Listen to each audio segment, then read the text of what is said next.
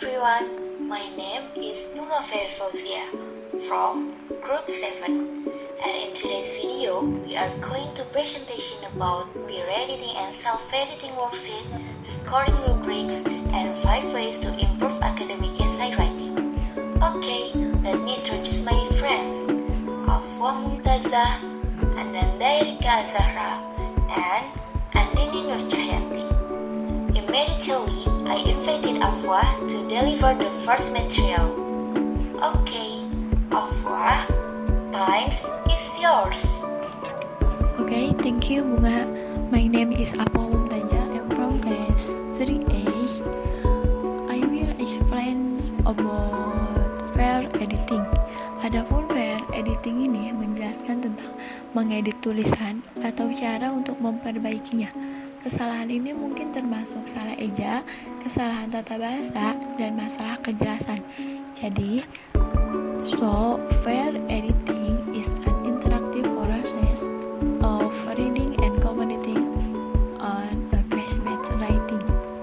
You will exchange rough draft with classmates, read each other's work, and make suggestions for improvement, ask the worksheet for each assignment, and answer each question. Write your comment on the worksheet or on your classmates' paper as your instructor directs. Okay, advice for fair editor.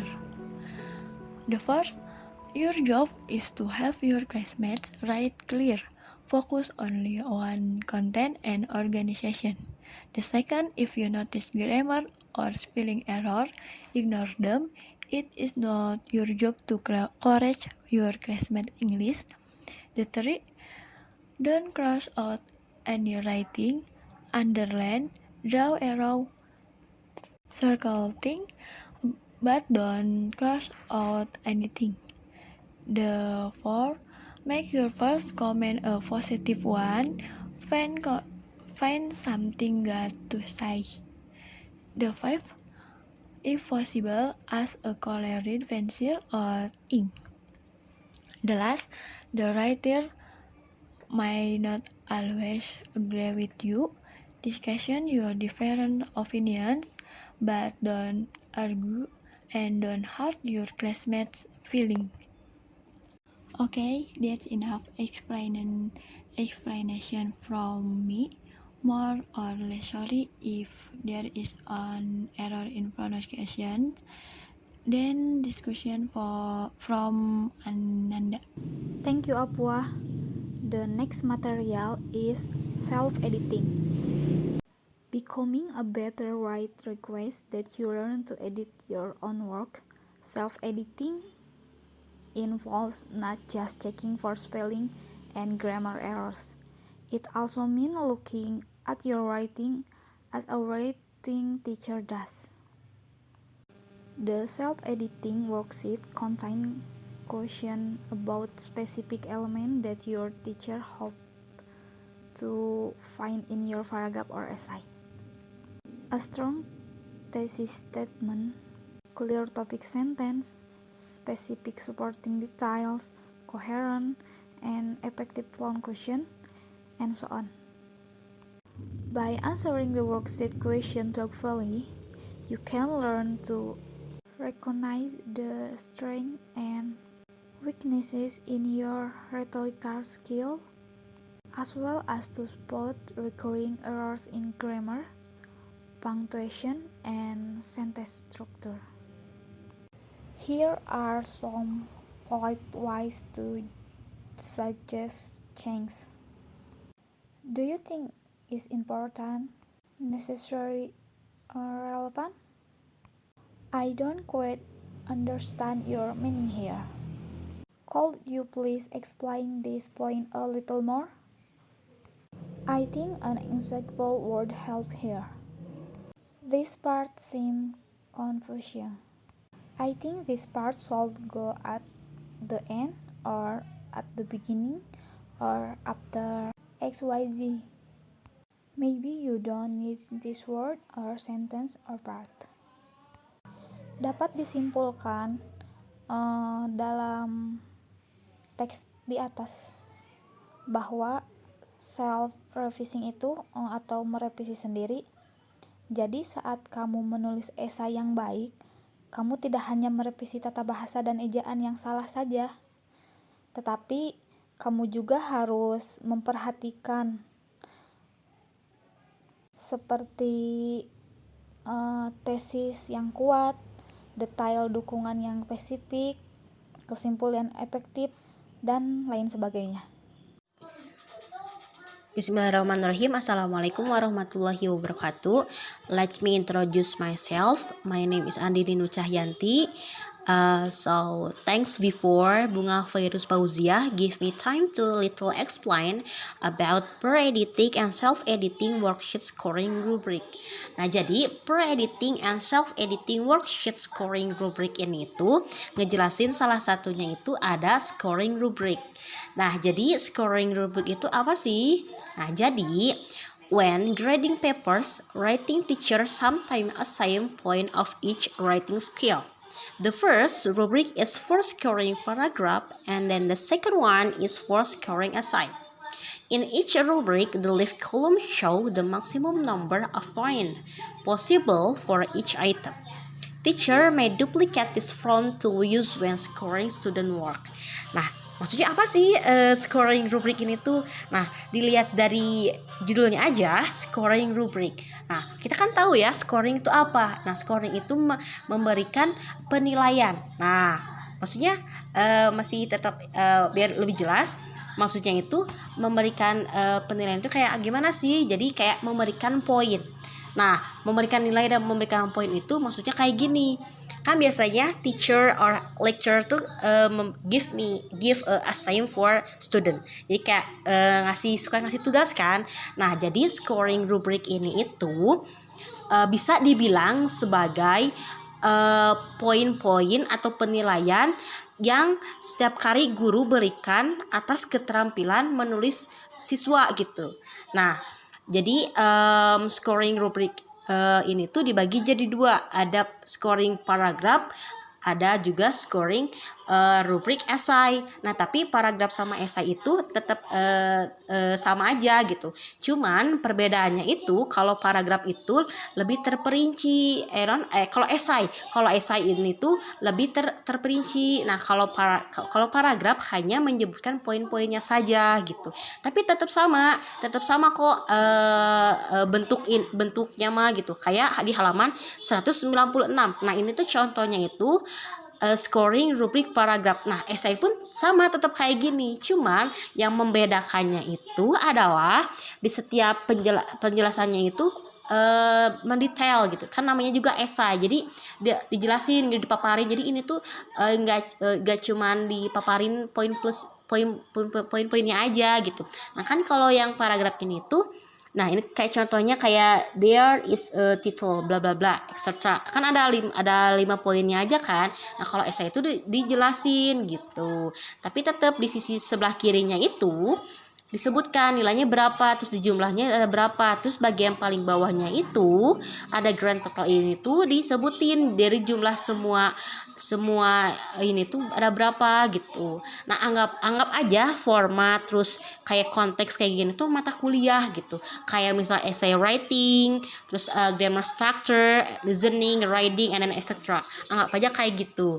Nah, terus scoring rubrik paragraf ini juga ini tuh dibagi lagi jadi beberapa. Nah, salah satunya itu ada paragraf format, paragraph structure, naratif paragraph, and then descriptive paragraph. Nah, terus esai juga sama, ada pembagiannya. Nah, esai juga esai pun dibagi juga gitu, kayak paragraf.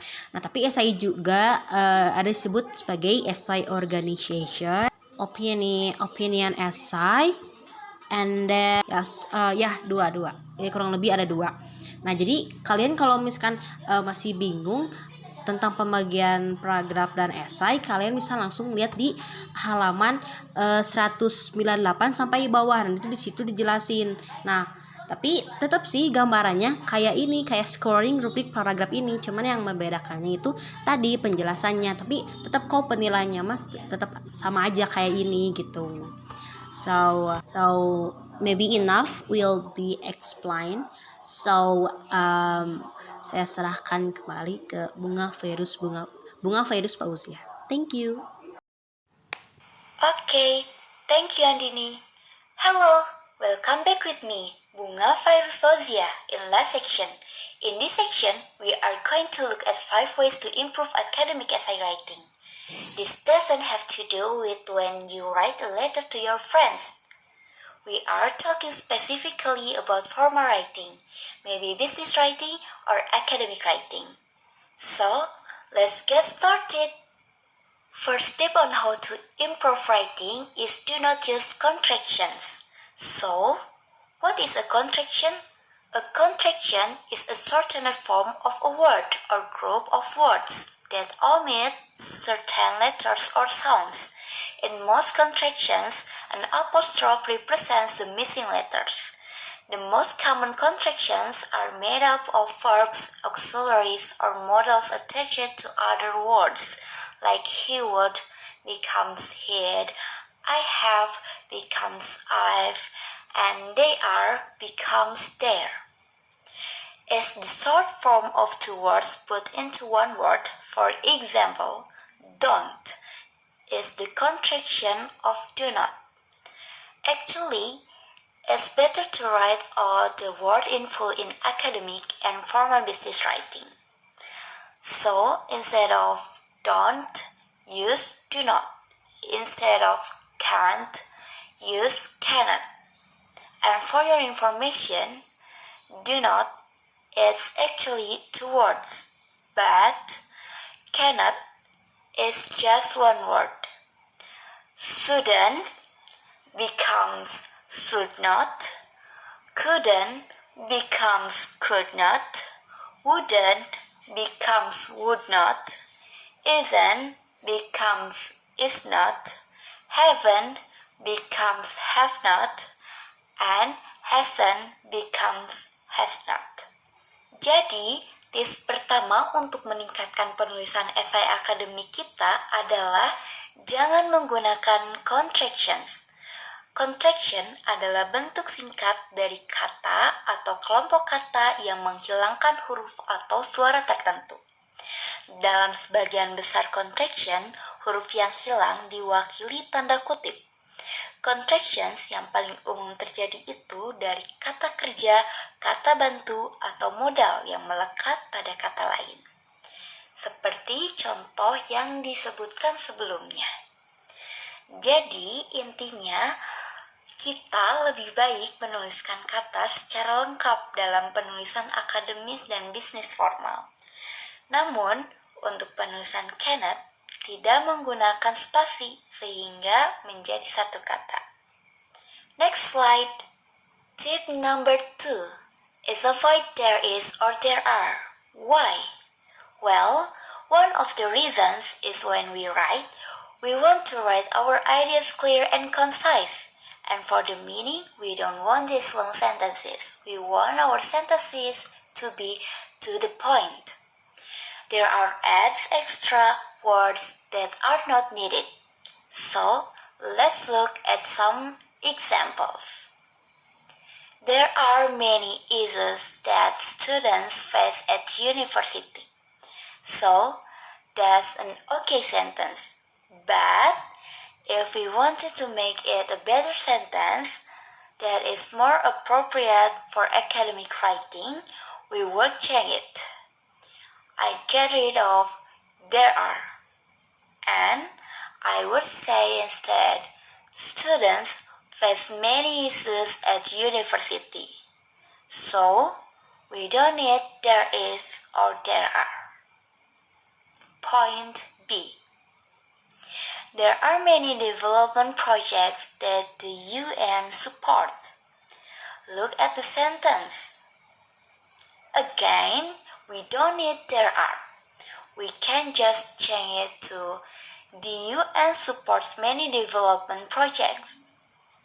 By getting rid of there is and there are, our sentences become stronger and to the point. Tips yang kedua adalah hindari penggunaan kata there is atau there are. Karena agar kalimat yang kita buat menjadi to the point atau langsung kepada intinya. Contohnya, kalimat pada poin A. There are many issues that students face at university. Yang artinya, banyak masalah yang dihadapi mahasiswa di universitas. Sebenarnya, kalimat ini bisa saja digunakan, namun lebih baik jika menjadi students face many issues at university, yang artinya mahasiswa menghadapi banyak masalah di universitas. Jadi, kalimat ini lebih cocok digunakan di esai akademik. Intinya, kita tidak perlu menggunakan there are pada kalimat tersebut. Begitupun dengan contoh kalimat pada poin B. Hilangkan kata there are, dan kalimat kita akan menjadi lebih kuat dan to the point. Next slide. Tip number 3. Don't use these words in academic writing, such as really, very, lot, and so. Yups, this weakens your writing. Your writing isn't as strong if you use these types of words. So, let's look at some examples. Many students think university is very hard. Okay, so now we have very. How could we improve the sentence? Well, instead of using very hard, just use a stronger word in the first place. So, the sentence become, many students think university is difficult. Another example is, many cars speed very fast. We get rid of the very in that sentence and come up with a stronger word for it. So, let's look at point B. Bill 399 is really controversial. Again, in academic writing, avoid the usage of really. We get to say, Bill 399 is controversial. The sentence sounds better, it sounds more formal. Last point. A lot of students live on campus. Now, instead of using a lot, we could use the word many students. We use many if we can count the noun if it's countable. Instead of using a lot, we can use many, or if our noun is not countable, if it's an uncountable noun, we can use much. Instead of a lot of the students, now we have many students, so the sentence will be many students live on campus. Another example is, a lot of time is wasted because of procrastination. Become, much time is wasted because of procrastination. Yup, so many and much are both words that are better to use than a lot. And again, the rule is avoid the usage of really, very, lot, and so.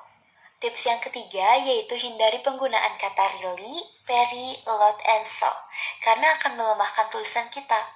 Seperti yang kita lihat pada contoh bahwa kita tidak perlu menggunakan kata-kata tersebut.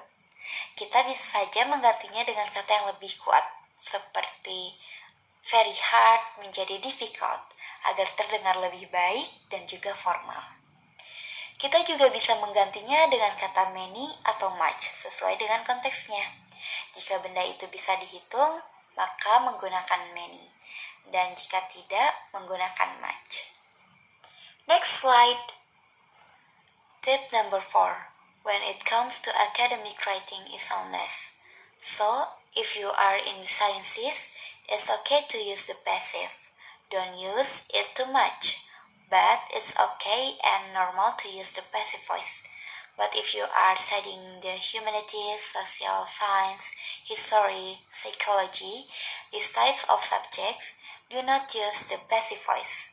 You must use the active voice. For most university writing, we use the active voice.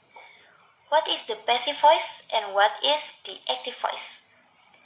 Here is an example of the passive voice. Healthcare reforms were implemented by Obama.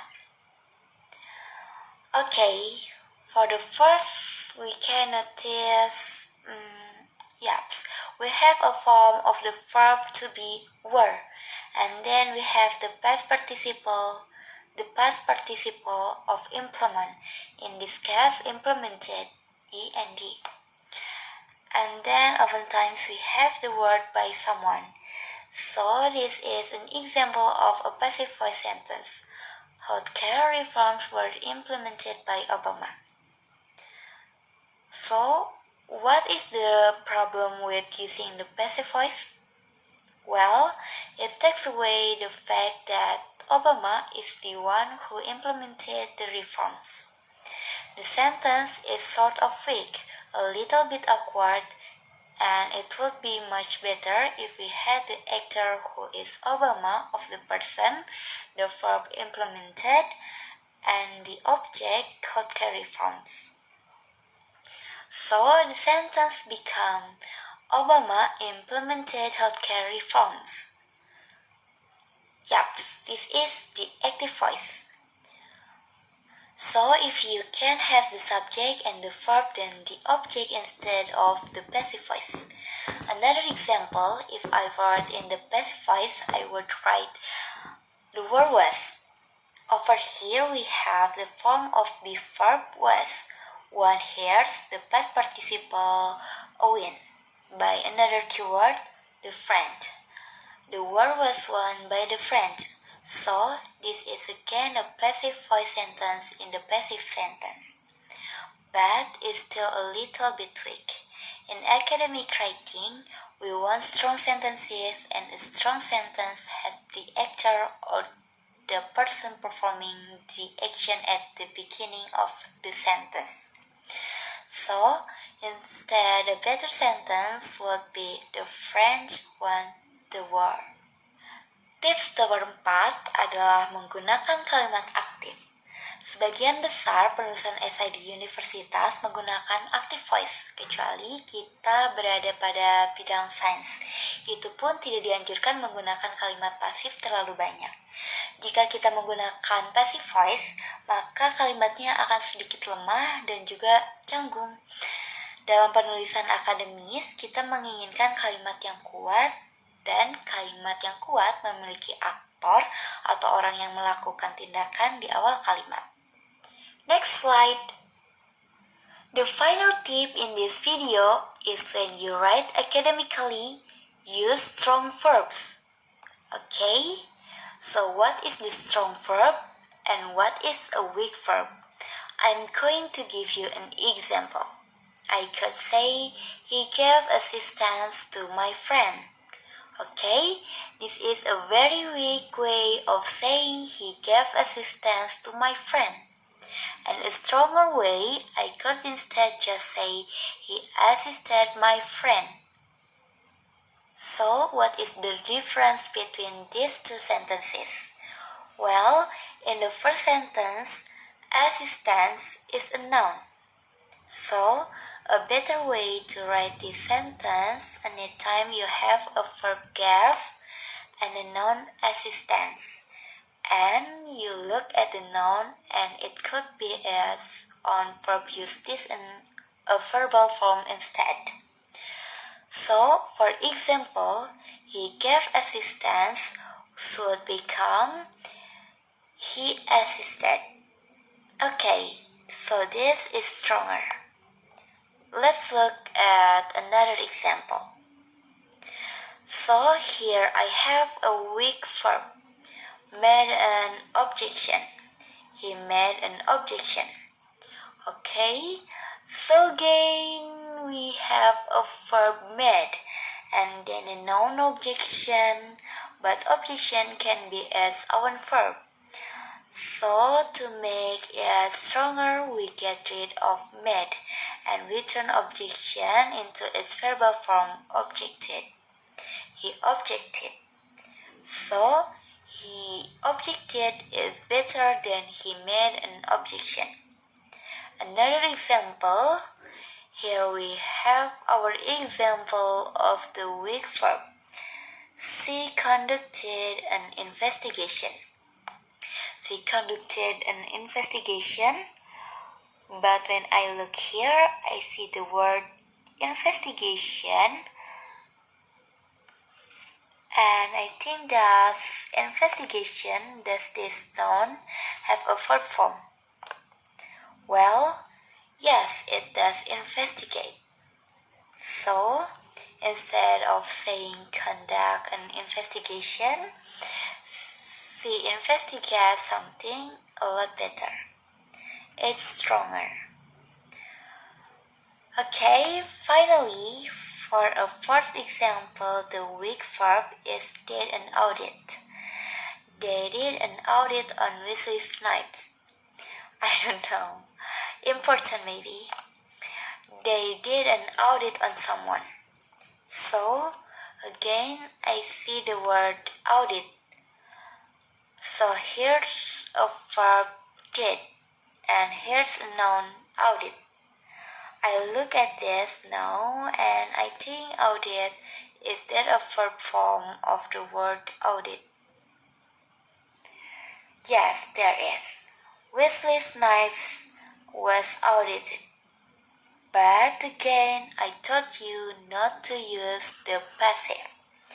So I could say the government audited Wesley Snipes. Okay? So there you have it, 5 tips that will quickly improve your academic writing. Tips yang terakhir yaitu menggunakan kata kerja yang kuat.